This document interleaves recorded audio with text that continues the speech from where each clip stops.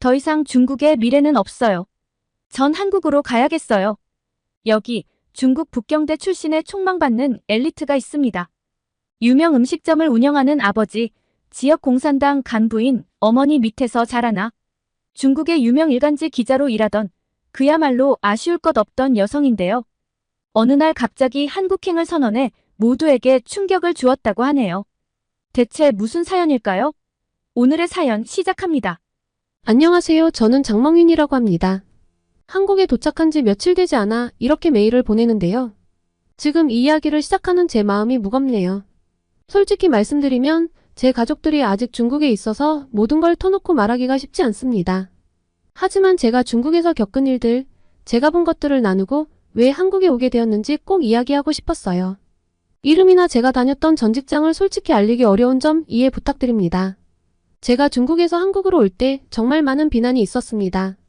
절 이해하지 못하겠다며 손가락질을 했던 사람들이 대부분이었죠. 중국에서 많은 특권을 누리고 아쉬울 것 없는 직업을 가졌는데 대체 왜 한국에 계약직으로 가냐며 머리에 총을 맞은 것 아니냐고도 했고요. 맞습니다. 제가 정말 아쉬울 것 없이 잘한 건 인정합니다. 베이징의 화려한 도심 한복판, 제가 자란 집은 마치 작은 궁전 같았거든요.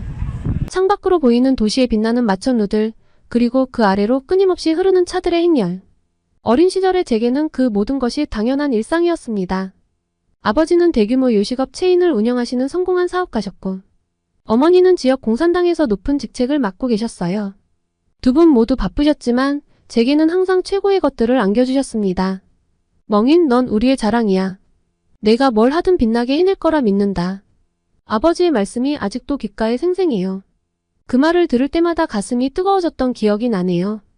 저는 그 기대에 부응하고자 열심히 공부했고 결국 북경대학교에 입학하게 되었습니다.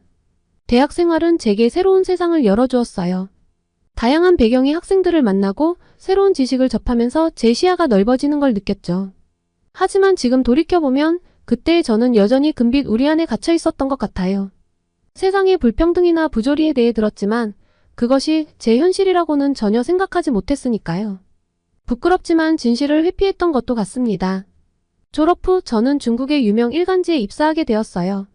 유창한 영어 실력 덕에 저를 데리고 가려는 곳이 많아서 골라서 취업을 할 수준이어서 취업도 어렵지 않았습니다. 드디어 기자가 되겠다는 꿈을 이룬 첫 출근 날 가슴이 두근거리던 그 느낌을 아직도 잊을 수가 없어요. 붉은 벽돌로 지어진 웅장한 사옥, 분주하게 오가는 기자들, 그리고 편집실에서 들려오는 키보드 소리까지 모든 것이 제게는 새롭고 흥미진진했습니다. 장 기자, 우리 신문사의 자랑이 되어주길 바라네. 진실을 전하는 것, 그것이 우리의 사명이야. 편집장님의 말씀에 저는 고개를 끄덕이며 결의를 다졌죠. 하지만 그때의 저는 신문사에서 이야기하는 진실이라는 것이 어떤 의미인지 정확히 알지 못했어요. 처음 맡은 기사는 지역 경제 발전에 관한 것이었어요. 번화가의 새로운 쇼핑몰 오픈, 첨단 기술 기업의 성장 등을 다루었죠. 제가 쓴 기사가 신문에 실렸을 때의 그 뿌듯함이란 말로 표현할 수 없을 정도였어요. 부모님도 무척 자랑스러워하셨고 친구들도 축하 메시지를 보내왔습니다. 그렇게 시간이 흘러갔어요. 저는 점점 더 중요한 기사들을 맡게 되었고 제 이름이 알려지기 시작했습니다. 하지만 지금 생각해보면 그때의 제 기사들은 모두 표면적인 것들 뿐이었어요. 화려한 성과와 발전상만을 다루었지 그 이면에 숨겨진 문제들은 보지 못했던 거죠. 멍인, 내 기사 정말 훌륭해. 우리나라의 발전상을 아주 잘 보여주고 있어. 동료 기자의 칭찬에 저는 그저 미소 지었습니다. 하지만 지금 돌이켜보면 그때의 저는 진정한 의미의 기자가 아니었던 것 같아요. 그저 보이는 대로 들리는 대로만 쓰고 있었으니까요. 제 삶은 순탄했고 미래는 밝아 보였습니다. 하지만 제 마음 한구석에는 작은 의문이 자라나고 있었어요. 이게 정말 전부일까? 내가 보지 못하고 있는 것은 없을까?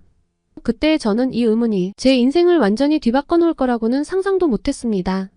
마음속에 있던 의문은 아주 우연한 계기로 답을 찾게 되었습니다. 그리고 제 삶에는 엄청난 지각 변동이 찾아왔어요. 어느 날 아침 저는 평소와 다름없이 커피 한 잔을 마시며 뉴스를 확인하고 있었어요. 그런데 화면에 비친 영상은 저를 충격에 빠뜨렸습니다. 중국을 강타한 대규모 홍수 소식이었죠. 그리고 전화벨이 울렸습니다. 장 기자, 즉시 현장으로 가야 해. 이번 홍수 상황을 취재해와. 편집장의 다급한 목소리에 저는 곧바로 짐을 싸기 시작했습니다. 기차에서 내려 현장에 도착했을 때 제 눈앞에 펼쳐진 광경은 그야말로 물지옥이었습니다. 거센 비바람에 흔들리는 나무들, 물에 잠긴 도로와 건물들, 그리고 그 사이로 필사적으로 대피하는 사람들의 모습. 제 심장이 쿵쾅거리기 시작했어요. 끔찍한 현장을 고스란히 담아 생생한 리포트를 데스크로 급하게 보냈죠. 그런데 돌아온 답이 충격적이었습니다. 장 기자, 정부의 대응과 구조활동에 초점을 맞추세요. 피해 상황은 간단히만 언급하고요. 편집장의 지시에 저는 한숨을 내쉬었습니다. 현장에서 목격한 참상을 있는 그대로 전하지 못하는 것이 너무나 안타까웠지만 저는 결국 반복적으로 수정 지시가 계속해서 나오는 것을 견디지 못했습니다. 원래 기사를 대폭 수정해서 양쯔강 유역의 홍수 상황과 정부의 대응에 대해 간략히 언급하고 구조활동의 성과를 부각시켰죠. 하지만 마음 한구석이 무거웠습니다. 그 후 며칠 동안 저는 계속해서 현장을 돌아다녔습니다. 양쯔강 하류에 위치한 안우이성의 상황은 특히 심각했어요. 곳곳이 물에 잠겨 있었고 주민들은 절망에 빠져 있었습니다. 한 마을에서는 주민들이 직접 제방을 쌓고 있었습니다. 정부의 지원이 늦어지자 스스로를 지키기 위해 나선 것이죠. 저는 그들의 모습을 카메라에 담았습니다. 하지만 이 영상도 사진도 결국 신문사 홈페이지에 올라가지 못했습니다. 정부 대응의 미흡함을 보여줄 수 있는 내용은 안 됩니다. 데스크의 말에 저는 좌절감을 느꼈습니다. 진실을 전하는 것이 언론의 역할 아닌가요? 대학에서 배웠던 언론의 역할은 존재하지 않았습니다. 하지만 저는 계속 열정적으로 취재를 이어갔어요. 하나라도 진실을 더 알리는 게 제가 할 역할이라고 생각했거든요. 그로부터 며칠 후 양쯔강 중류의 산샤댐 상황을 취재하러 갔을 때였습니다. 댐의 수위가 위험 수준에 도달했다는 소식을 듣고 서둘러 현장으로 향했죠. 도착해보니 댐 관리자들의 얼굴에는 긴장감이 가득했습니다. 초당 7만 6천 세제곱미터의 물이 유입되고 있습니다. 댐 건설 이래 최대치입니다. 관리자의 말에 저는 등골이 오싹해졌습니다. 만약 이 댐이 무너진다면 어떻게 될지 그 결과는 상상도 하기 싫었습니다. 하지만 이런 심각한 상황도 제대로 보도되지 않았습니다. 대신 산샤댐이 홍수를 효과적으로 통제하고 있다는 식의 기사만 통과가 되었죠. 취재를 마치고 돌아오는 길, 저는 깊은 고민에 빠졌습니다. 진실을 전하지 못하는 현실, 그리고 그 속에서 살아가야 하는 제 자신에 대해 말이죠. 내가 이러려고 길을 쓰고 공부해 대학을 나왔던가? 하지만 지금 당장 제가 할 수 있는 일은 없었습니다. 정부의 신속한 대응과 구조활동을 중점적으로 다루고 피해 상황은 최소화하라라는 정부에서 내려온 언론보도 지침을 따라갈 수밖에 없었죠. 물론 이 과정에서 제 나름대로 타협점을 찾아 쓰긴 했습니다. 완전한 거짓말을 하기는 싫지만 그렇다고 모든 진실을 말하면 아예 데스크에서 통과가 되지 않으니 정부의 대응을 중심으로 기사를 썼지만 최대한 피해 상황도 언급하려 노력했습니다. 하지만 어떻게 변명을 한다 한들 그저 부끄러운 일이죠. 기자로서 자격 미달이라는 생각이 들었습니다. 이 사건 이후로 저는 더 이상 예전의 제가 아니었어요. 매사에 의문을 품기 시작했고 보도되는 내용과 실제 상황 사이의 괴리를 민감하게 느끼기 시작했습니다. 그리고 그 과정에서 점점 더 큰 진실을 마주하게 될 줄은 몰랐죠. 홍수 취재 이후 저는 중국의 현실에 대해 더 깊이 파고들기 시작했습니다. 그 과정에서 우리나라 경제의 구조적 문제들이 눈에 들어오기 시작했어요. 부동산 버블, 청년 실업, 소비 위축까지 이런 문제들이 서로 얽혀 거대한 그림자를 만들고 있었죠. 특별기획 기사를 준비하기로 마음먹었습니다. 이 문제들을 파헤치고 사람들에게 알리는 것, 그것이 제가 할 수 있는 일이라고 생각했어요. 하지만 동시에 두려움도 컸습니다. 이런 보도가 가져올 위험을 모르지 않았거든요. 취재를 시작했습니다. 첫 번째로 부동산 버블 문제를 다뤘어요. 베이징, 상하이, 선전 등 대도시의 집값은 천정부지로 치솟아 있었습니다. 평범한 직장인이 평생 모아도 집 한 채 사기 힘든 상황이었죠. 저희 부부는 둘 다 대기업에 다니는데도 집 살 엄두를 못 내요. 대출받아 겨우 집을 샀다가 물가 오르고 금리 오르면 어떡해요? 그냥 평생 월세 살기로 했어요. 30대 중반의 한 직장인 부부를 만났을 때 그들의 체념한 표정이 아직도 눈에 선합니다. 그들의 이야기는 빙산의 일각일 뿐이었어요. 다음은 청년 실업 문제였습니다. 대학을 갓 졸업한 젊은이들이 일자리를 찾지 못해 방황하고 있었어요. 취업난이 심각해지면서 랜디, 그러니까 눌러앉은 젊은이라는 신조어까지 생겼더군요. 4년 동안 열심히 공부했는데 졸업하고 보니 갈 곳이 없어요. 대기업은 꿈도 못 꾸고 중소기업은 워낙 경쟁이 치열해서 결국 배달 일을 하고 있어요. 한 청년의 말에 가슴이 아팠습니다. 그의 눈에서 절망과 분노를 동시에 볼 수 있었어요. 소비 위축 문제도 심각했습니다. 경기 침체와 물가 상승으로 사람들의 지갑이 닫히고 있었어요. 한때 번화가였던 상가들이 하나둘 문을 닫고 있었죠. 작년만 해도 손님들로 북적였는데 요즘은 하루 종일 앉아 있어도 손님이 한 명도 안 올 때가 있어요. 이러다 문 닫아야 할지도 모르겠어요. 20년 넘게 식당을 운영해온 아주머니의 한숨 섞인 목소리가 아직도 귓가에 맴돕니다. 취재를 하면 할수록 사람들의 고통과 절망이 생생하게 와닿았어요. 제가 너무 세상을 모르고 있었다는 자책감이 커져 이런 현실을 알려야 한다는 사명감이 커졌습니다. 하지만 동시에 두려움도 커졌어요. 이미 한번 홍수 취재건으로 문제가 되었기에 이런 기사를 쓰면 어떤 일이 벌어질지, 정부에서 어떤 지침을 내려보낼지 자연스럽게 걱정이 되기 시작했습니다. 밤마다 악몽을 꾸었습니다. 제가 쓴 기사 때문에 회사가 문을 닫고 동료들이 실직하는 꿈이었어요. 때로는 제가 체포되는 꿈을 꾸기도 했죠. 하지만 그럴 때마다 취재 과정에서 만난 사람들의 얼굴이 떠올랐습니다. 그들의 이야기를 전해야 한다는 책임감이 두려움을 이겼어요. 결국 기사를 완성했습니다. 흔들리는 중국 경제의 기둥들이라는 제목의 특별 기획 시리즈였어요. 부동산 버블, 청년 실업, 소비 위축 문제를 상세히 다루었죠. 현장의 목소리를 최대한 담아내려 노력했습니다. 기사를 제출하기 전날 밤 오랫동안 고민했어요. 이 기사가 세상에 나가면 어떤 일이 벌어질까? 내 인생이 어떻게 바뀔까? 하지만 이내 마음을 다잡았습니다.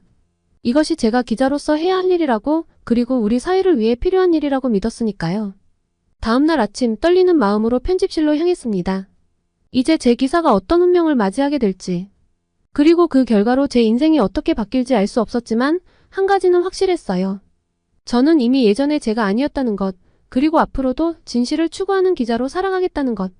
하지만 제 이런 노력은 예상대로였습니다. 데스크에서 단칼에 거절당했죠. 짱 기자, 이런 내용은 절대 보도할 수 없어. 당의 경제정책을 비판하는 것으로 보일 수 있어. 편집장의 목소리는 단호했습니다. 저는 참을 수 없었습니다. 하지만 이건 모두 사실입니다. 우리가 이런 현실을 보도하지 않으면 누가 합니까? 이게 우리 기자의 역할 아닙니까? 제 항의에 편집실은 순간 얼어붙었습니다. 모두의 시선이 저를 향했죠. 그때 평소 저를 아껴주시던 왕 선배가 다가와 제 팔을 잡았습니다. 멍인, 잠깐 나와보지. 커피 한잔 하자. 사무실을 나와 카페에 도착했을 때 왕 선배의 표정은 무거웠습니다. 멍인, 넌 아직 세상을 모르는구나. 그가 한숨을 쉬며 말을 이었습니다. 내가 금수저 출신이고 북경대를 나왔다고 해서 특별한 건 아니야. 당에 반하는 행동은 누구에게도 용납되지 않아. 하지만 선배, 우리가 진실을 보도하는 게 말이죠. 진실? 선배가 쓴웃음을 지었습니다. 우리나라에서 진실이란 당이 정한 것일 뿐이야. 내가 쓴 기사 같은 건 허위정보 유포로 처벌받을 수 있어. 그는 목소리를 낮추고 계속 말을 이었습니다. 우리나라의 언론 통제가 얼마나 심각한지 알아? 모든 주요 언론사는 당의 선전부 직속이야. 우리가 쓰는 모든 기사는 검열을 거쳐. 심지어 소셜미디어 포스팅까지도 감시받고 있어. 저는 충격에 빠졌습니다. 물론 어느 정도의 통제가 있다는 건 알고 있었지만 그래도 기자들의 권리는 어느 정도 보장된다고 생각했거든요. 그게 다가 아니야. 그의 목소리가 더욱 낮아졌습니다. 우리나라의 감시 체계를 알아? 전국에 2억 개가 넘는 CCTV가 설치되어 있어. 얼굴 인식기술, 빅데이터 분석까지 당국은 우리의 모든 행동을 추적할 수 있어. 하지만 그건 범죄 예방을 위한 거 아닌가요? 제가 물었습니다.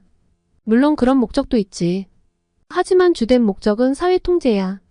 신장 위구르 자치구에서 일어난 일을 알고 있니? 저는 고개를 저었습니다. 신장에 대해서는 늘 모호한 이야기만 들어왔을 뿐이었습니다. 당국은 재교육 캠프라고 부르지만 사실상 강제 수용소야. 수백만 명의 위구르인들이 그곳에 갇혀 있어. 그들의 죄는 그저 자신들의 문화와 종교를 지키려 했다는 것뿐이야. 제 머릿속이 혼란스러워졌습니다. 이런 일이 21세기 중국에서 벌어지고 있다니 믿기 힘들었습니다. 그리고 반체제 인사들의 운명. 그가 계속해서 말했습니다. 가장 운이 좋으면 가택연금이지. 하지만 대부분은 더 비참한 운명을 맞이해. 실종, 구금, 고문, 심지어 강제 장기 적출까지. 설마 그렇게 잔인한 짓이 진짜일까요? 제 목소리가 떨렸습니다. 이게 현실이야, 멍인. 내가 쓴 기사가 보도된다면 넌 곧바로 반국가 행위자로 낙인 찍힐 거야. 내 부모님은 어떻게 될 것 같아? 한창 대학 입시 준비 중인 내 동생의 미래는? 선배의 말에 제 온몸의 전율이 일었습니다. 처음으로 제가 살아온 세계의 실체를 마주하게 된 순간이었습니다. 그럼 저는 아무것도 할 수 없는 건가요? 제 목소리가 작아졌습니다. 왕 선배는 잠시 침묵했다가 천천히 말을 이었습니다. 할 수 있는 일이 전혀 없는 건 아니야. 하지만 매우 조심해야 해. 그리고 때를 기다려야 하지. 지금 당장 내가 할 수 있는 건 살아남는 거야. 그리고 준비하는 거지. 카페를 나왔을 때 저는 완전히 다른 사람이 된 것 같았습니다. 제가 알고 있던 세상은 허상이었고 이제야 진짜 현실을 보게 된 것 같았죠. 그날 밤 저는 오랫동안 잠을 이루지 못했습니다. 제가 앞으로 어떤 길을 가야 할지 무엇을 해야 할지 고민했습니다. 하지만 한 가지는 분명했습니다. 더 이상 예전의 저로 살아갈 순 없다는 것. 하지만 제 마음의 변화와는 달리 데스크는 절대 변할 생각이 없었습니다. 저는 그날 이후 특별관리 대상이 되어 데스크에서 아예 기사 내용을 다 잡아주기 시작했습니다. 장 기자, 이번 경제지표 기사는 좀 더 긍정적으로 써야겠어. 성장률을 2% 정도 올려서 작성하게. 매번 거짓 보도를 강요하는 편집장의 지시를 들으며 가슴속에서 불길이 치솟는 걸 느꼈어요. 그의 말에 고개를 끄덕이긴 했지만 속으로는 비명을 지르고 있었죠. 사무실을 나와 화장실로 향했습니다. 거울 속 제 모습은 창백하고 지쳐 보였어요. 이게 정말 내가 꿈꾸던 기자의 모습일까? 물을 세차게 틀어 얼굴을 적시며 스스로에게 물었습니다. 그날 밤 집으로 돌아가는 지하철에서 인터넷을 뒤지다 우연히 한국인 광고를 보게 됐어요. 한국의 한 신문사에서 중국 담당 기자를 찾고 있다는 내용이었습니다. 한국어 능력이 아니라 영어 능력만 된다면 지원이 가능하다고 써 있었습니다. 그 순간 마치 운명의 손길이 저를 이끄는 것 같았어요. 이게 내 기회일까? 생각하며 광고를 몇 번이고 다시 읽었습니다. 한국이라 그곳에서라면 진실을 말할 수 있을까? 가슴이 뛰기 시작했어요. 흥분과 두려움이 뒤섞인 채로 집에 도착했죠. 그날 밤 잠을 이루지 못했습니다. 머릿속엔 온갖 생각들이 꼬리에 꼬리를 물고 이어졌어요. 한국에 가면 어떤 삶이 기다리고 있을까? 부모님은 어떤 반응을 보이실까? 내가 정말 이 안전하고 편안한 삶을 뒤로하고 떠날 수 있을까? 하지만 이 고민은 오래가지 않아 제 오랜 친구 리샤를 통해 해결됐습니다. 리샤는 제 고등학교 친구로 기상캐스터로 일하고 있죠. 퇴근 후 만난 리샤가 이야기했습니다. 멍인, 큰일이야. 중국으로 새로운 태풍이 북상 중이래. 리샤의 목소리에 걱정이 가득했어요. 근데 그게 뭐가 큰일이야? 매년 있는 일 아냐? 제가 물었죠. 리샤는 주위를 둘러본 뒤 낮은 목소리로 말했어요. 지난번 홍수 피해가 제대로 복구되지 않았어. 이 상황에 태풍의 위험성을 축소해서 보도하라는 지시가 내려왔어. 리샤의 눈에 눈물이 고이는 걸 봤어요. 난 더 이상 이렇게 살 수 없을 것 같아. 나 때문에 사람들이 죽어나가는 꿈을 꾸는데 시키는 대로 할 수밖에 없는 현실이 너무 갑갑해. 그 순간 제 마음속에 있던 모든 의심이 사라졌어요. 이건 더 이상 개인의 문제가 아니었죠. 우리의 거짓말로 인해 수많은 사람들의 생명이 위험에 처할 수 있다는 사실을 깨달았어요. 리샤, 나도 더는 못 참겠어. 한국으로 갈 거야. 이날 집에 들어와 한국에서 뜬 취업 공고에 지원서를 냈습니다. 그리고 중국 생활을 정리할 준비를 하기 시작했죠.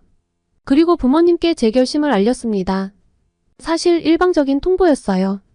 예상대로 격렬한 반대에 부딪혔습니다. 내가 미쳤구나. 여기가 얼마나 좋은데. 너 내가 곱게 키워주니까 세상 무서운 줄을 모르는데. 지금 한국에 계약직으로 가겠다는 거야? 이 좋은 직장을 놔두고?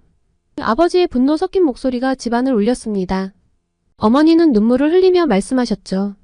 멍이나, 우리가 널 위해 얼마나 노력했는지 알잖니. 가슴이 찢어지는 것 같았습니다. 하지만 이미 결심은 섰어요.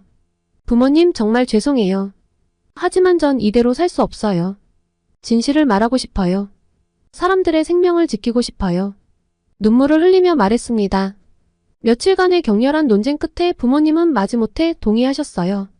어머니는 한숨을 쉬며 말씀하셨죠. 내가 행복하기만 하면 된다. 아버지는 여전히 화가 나 보였지만 마지막엔 이렇게 말씀하셨어요. 조심해라. 언제든 돌아올 수 있다는 걸 잊지 마라. 짐을 싸는 동안 온갖 감정이 밀려왔습니다. 두려움, 기대, 슬픔, 흥분까지 창밖으로 보이는 베이징의 풍경을 바라보며 이 도시와의 이별을 준비했어요. 20년이 넘는 세월 동안 나를 품어준 이 도시를 떠난다는 게 실감나지 않았죠. 미련 없이 사직서를 던지고 회사를 나오던 날 홀가분한 기분도 들었습니다. 이런 저에 대한 동료들의 반응은 제각각이었죠. 정신 나갔어? 이 좋은 직장을 왜 그만둬? 너 같은 금수저나 할 수 있는 선택이지. 우리 같은 일반인은 꿈도 못 꿔. 특히 후자의 말에 저는 마음이 아팠습니다. 제가 금수저라서가 아니라 양심에 따라 행동하는 것뿐인데 말이죠. 하지만 그들의 입장을 이해하지 못하는 것은 아니었습니다. 생계를 위해 또는 두려움 때문에 침묵하는 그들의 모습이 안타까웠습니다. 그리고 제가 마지막으로 만날 사람이 있었어요. 제게 진실을 알려준 왕 선배였습니다. 카페에서 마주 앉은 왕 선배는 깊은 한숨을 내쉬었습니다. 사실 난 내가 부러워. 내가 한 선택이 옳다는 걸 알지만 나는 그럴 용기가 없어. 제가 존경하던 선배로부터 칭찬을 받으니 조금 머쓱하더군요. 어색하게 웃는데 선배가 말을 이었습니다. 문제를 느끼고 개선하기 위해 노력을 했고, 그리고 현실의 벽에 부딪혔을 때 과감한 탈출을 하는 것. 넌 이것만으로도 좋은 기자야. 한국에 가서 중국의 진실을 많이 보도하고 중국 사람들에게도 현실을 보게 만들어줘. 넌 할 수 있을 거야. 행동하는 멋진 내 후배를 응원해. 왕 선배의 말에 제 눈시울이 붉어졌습니다. 선배의 응원에 힘을 얻은 저는 더욱 단단한 결심을 하게 되었습니다. 고맙습니다, 선배님. 꼭 진실을 알리겠습니다. 그리고 언젠가 선배님과 다시 함께 일할 수 있는 날이 오길 바랍니다. 공항으로 향하는 차 안에서 베이징의 거리를 바라봤습니다. 익숙한 건물들, 표지판들, 사람들. 모든 것이 새롭게 보였어요. 마치 처음 보는 것처럼요. 과연 다시 이곳으로 돌아올 수 있을까? 하는 생각이 들었죠. 보안 검색대를 통과하고 출국장으로 향하는 순간 가슴이 두근거렸습니다. 이제 돌이킬 수 없다는 걸 깨달았어요. 뒤를 돌아보니 부모님이 서 계셨죠. 눈물을 참으며 손을 흔들었습니다. 비행기에 오르며 깊은 숨을 내쉬었습니다. 이제 새로운 삶이 시작되는 거예요. 두렵지만 동시에 설레는 마음이 가득했죠. 창밖으로 베이징이 점점 작아지는 걸 보며 생각했습니다. 이제 진짜 기자가 될 수 있겠지? 진실을 말할 수 있는 그곳으로 가는 거야. 인천공항에 발을 디디는 순간 가슴이 뛰었어요. 이제 정말 새로운 삶이 시작되는 거죠. 공항을 빠져나오며 한국의 첫 공기를 마셨습니다. 왠지 모르게 후련한 기분이 들더라고요. 택시를 타고 서울로 향하는 길, 창밖 풍경이 신기하기만 했어요. 고층 빌딩들, 한글로 가득한 간판들. 모든 게 새롭고 흥미로웠죠. 하지만 동시에 이상하리만치 편안함도 느껴졌어요. 아마도 중국과 비슷하면서도 다른 분위기 때문이었겠죠? 제가 한국에 간다는 소식을 듣고 한국으로 유학을 갔던 제 친척 동생이 한달음에 마중을 나와주어 이런저런 이야기를 하며 서울을 구경했습니다. 사람들이 자유롭게 대화를 나누고 웃고 떠드는 모습이 눈에 들어왔죠. 문득 중국에서는 늘 주변을 경계하며 말을 조심했던 게 떠올랐어요. 그제야 실감이 났어요. 정말 자유로운 나라에 왔구나 라는 것이 실감이 됐죠. 자유롭게 인터넷을 사용하고 이야기하고 거리낌 없는 삶.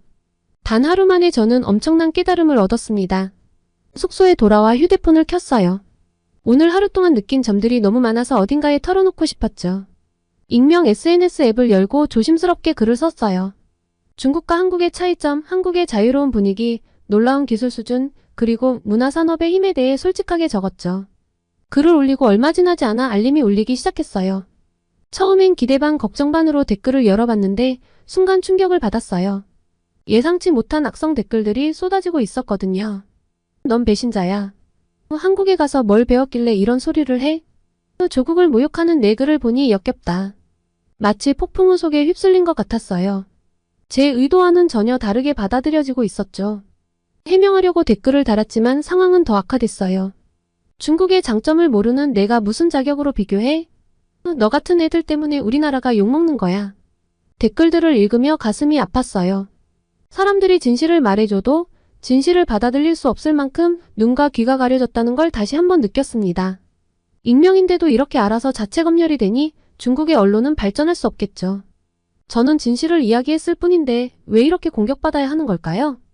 SNS의 반응을 보니 제 결정이 옳았다는 확신이 들었습니다. 당분간 중국 생각은 하지 않고 한국에 완벽하게 적응해야지 라고 생각하며 휴대폰을 닫고 샤워를 했어요. 씻고 나와서 창밖을 바라보며 생각에 잠겼습니다.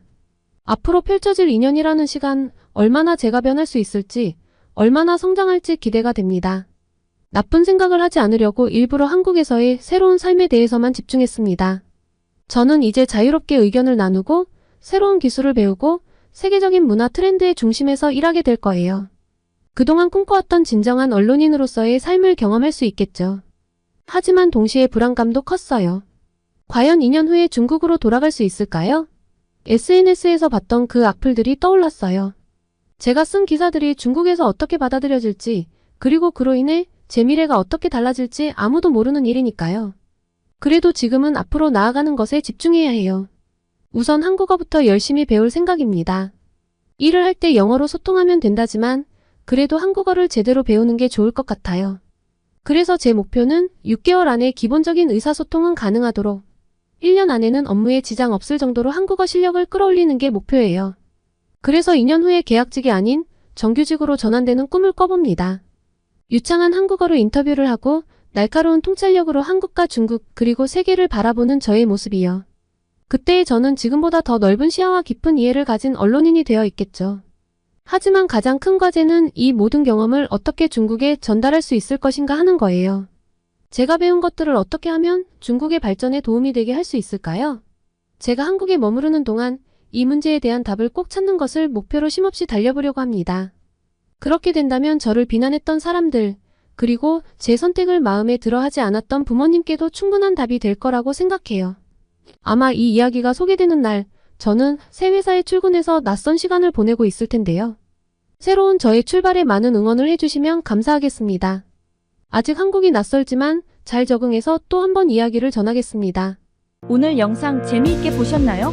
아직 구독과 좋아요를 눌러주시지 않은 분들이 계시다면 구독과 좋아요를 꼭 눌러주시고 감동저장소 구독자 여러분들을 위한 특별한 혜택을 만나보세요. 정말 좋은 기회로 명품 브랜드인 에르메스의 헤어 바디 트래블 키트를 소개해드릴 수 있게 되었는데요. 시즌에 구애받지 않고 남녀노소 누구나 좋아할 선물용 구성으로 부담 없는 가격, 누구나 좋아할 고급스러운 향으로 구성된 트래블 키트입니다. 싱그러움이 가득한 에르메스의 상징적인 향을 담은 선물로 주는 분과 받는 분 모두 품격을 높여보세요. 에르메스의 헤어 바디용품이 궁금하셨던 분들께도 강력 추천. 지금 바로 고정 댓글을 확인하세요.